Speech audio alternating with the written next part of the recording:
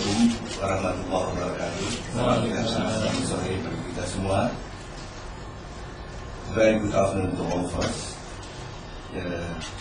Excellency, the Deputy Head of Mission, the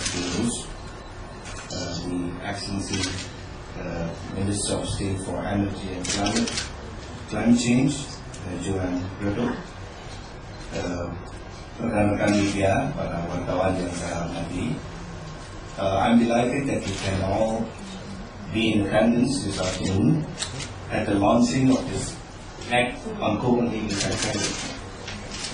I believe that raising awareness worldwide of the risks of climate change is imperative, as it continues to threaten all people on Earth, our home.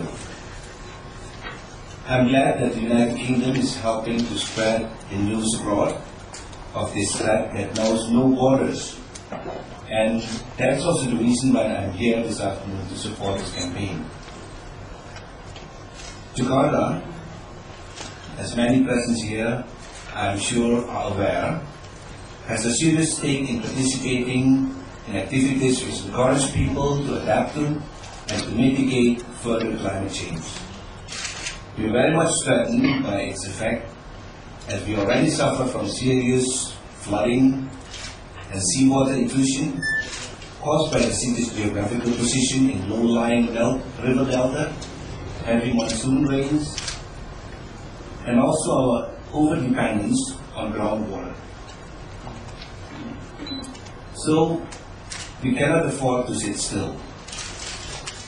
We are undertaking a series of measures, including working to increase the overall percentage of green space throughout the city and rehabilitating mangroves along our coastline.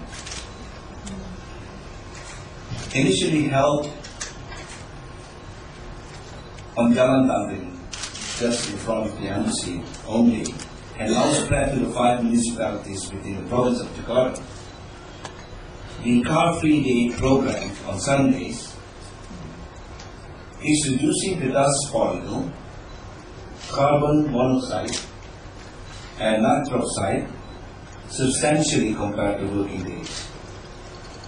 The conversion of kerosene to gas, LPG, is also reducing carbon dioxide greenhouse gas emissions. And our natural gas powered Trans-Jakarta bus fleet is proving to be low carbon transportation solution that directly benefit more than 250,000 people.